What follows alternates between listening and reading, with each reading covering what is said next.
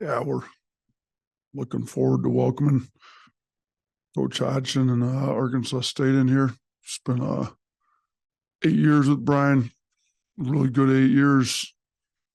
He instrumental in us being successful at Buffalo and then us being ultra successful here. So happy to welcome him back. 3 assistants. He's the only one that ended up working out that we could play here, but I'm happy he's coming. They look a lot like us. They're trying to do things like we do. They're going to try to play fast. So the scouts, not that difficult in one regard, in that they're going to run stuff that we know because it's similar to us, but we think our stuff's hard to guard. So in another regard, it is difficult because we're going to have to guard a team that's going to play fast and attack nonstop, try to spread you out. So we've been talking about defense, and it really has not improved a ton. I will say this: last game, if you look at our first half numbers, they were pretty good. Our second half numbers were not good at all. So, we got to figure out how to play defense when we're a little more tired. I got to figure out how to maybe make sure our guys aren't as tired in the second half. Maybe it's playing a few guys a couple minutes less. Maybe it's whatever it is, but we got to figure out how to be as good in the second half as we were in the first half. If we can do that, we're on pace to be pretty good defense again. So, and we got to, do things better defensively too. So that's been our point of emphasis in today's practice, and will be in the next 2 practices leading up to Monday's game. So. Yeah, Coach, I've got 2. You mentioned how you tried to get all 3 former assistants on the schedule. Just how did it come about getting Brian and Arkansas State on it? Yeah, I mean, Adam does our scheduling. We I think we had Pet Weight done, and then the date didn't work for either of us. I don't know if Charlie. I don't think we ever got down the road too far with him, to be honest with you. But yeah, Brian really wanted to come back, and I don't really want to play him because I don't want to, they're good friends, but then you do want to play them because they're good friends and you can kind of give each other your point of view. They're scouting. They've done scouting with me for that many years now. They can kind of tell me what they're seeing as they scout for us. So I think the dates worked out, and it's a priority for Brian to make it. And I'm following all 3 of them. I think I looked at the, in their league in the Sun Belt, I think Brian and Charlie are the only 2 that aren't playing in non-Division I. So they're following our scheduling model with playing tough teams. Brian's gone on the road, got bought. Charlie's same thing. They obviously going to get some wins and get their teams going. But at that level, really, your non-conference is just preparing you to get ready for the conference. Like I did it for 4 years at Buffalo. Like, really doesn't matter what your non-conference schedule happens. You got to win the conference tournament or you're not going to the NCAA tournament. So I took the same scheduling approach, just schedule tough teams, figure out how good you are, where you need work at, get better at it, get ready to go in conference play. And we won 3 out of 4 conference tournaments when I was at Buffalo. So fortunate to make the tournament 3 times. So I think that's what those guys are doing on their own.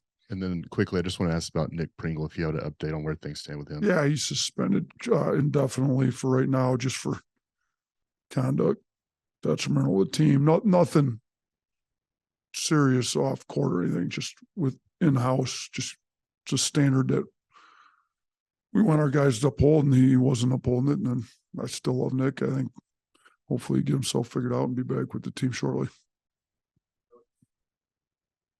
Yeah, I mean, how much with these former assistants? Obviously, you are all busy during the season, but how much have you communicated just in terms of as they're leading a program for the first time to be able to help them out and have that open line of communication? I mean, I've talked to all of them multiple times. I don't want to meddle too much. Like if they want my opinion, I'm certainly going to give it to them if they ask questions, but they all got to lead their own programs, put their own personality into it, and they're all at different places. They took over programs in different spots. It's different, but I definitely have talked to them all multiple times throughout the year. And I watched Charlie and Petway play each other. That was a good way to watch both teams play. It was a little nerve-wracking because, you kind of feel for both of them. You spend a lot of time with both of them. So, but no, I've talked to Brian going into this. He said the good thing for you guys is you have us coming to town. And I said, well, first team to 100 wins. It looks like they've had some offensive output games. They've scored over 100 a couple times, I think, if you look at their exhibitions too. But so he's they're playing fast, playing open. Their offense has been flowing. So we'll see how it goes. So it'll be watching like, we should have better talent being at Alabama versus Arkansas State, but it'll be similar styles of play when they come in here. You mentioned potentially getting some different players involved. Have you given any thought to burning the red shirt on Chris Parker and getting him anytime? You know what? I when we initially talked about the red shirt, we told him we wouldn't waste it, just putting him in just kind of to experiment. I wish basketball had the deal like football does, where they could play a percentage of games and still have their red shirt. I don't know why, the NCAA would decide to do that for one sport, not for the rest of them, because it would be nice to be able to give a kid an opportunity like that and still not burn up his red shirt year. Right now, it's like if you play him 1 second, his red shirt year's gone, and I don't think that's fair to him. So he's definitely getting better in practice for sure at things we wanted. You'd have to be able to play significant minutes, in my opinion, to burn the red shirt year up, which is kind of what we talked to him about when we initially put him on it. When you lose 2 games out of 3 in the last, do you like the long layoff because it allows you to, maybe fix some things, or does it kind of irk you because you have to sit with that loss a little bit? There's pros and cons to it. It's, I told our guys after we lost to Ohio State, the good thing about basketball is you get to play right away again. Football, you lose, you got a week to stew over it. Basketball, in this case, you lose, you get to play again the next day. Let's go play hard, race it. In that case, it was good. Now we lose to Clemson. We do have a week to stew over it. So on this one, honestly, when you lose 2 or 3 and you got to get some work done, it's not the worst to have a week off to get some work done. So, I'm not the kind of guy who makes them come in at 5 a.m. and all after the law. No, like there's stuff we got to work on. We got a great group of guys. They want to get better. They acknowledge the fact that we got to get better on defense. Let's just come in. Let's work on it. Let's put together a plan to get better at the things we got to get better at, and let's work at it. So I think this time with a week off after losing 2 or 3, like we've got a week to work on some stuff that we got exposed in those 3 high major games.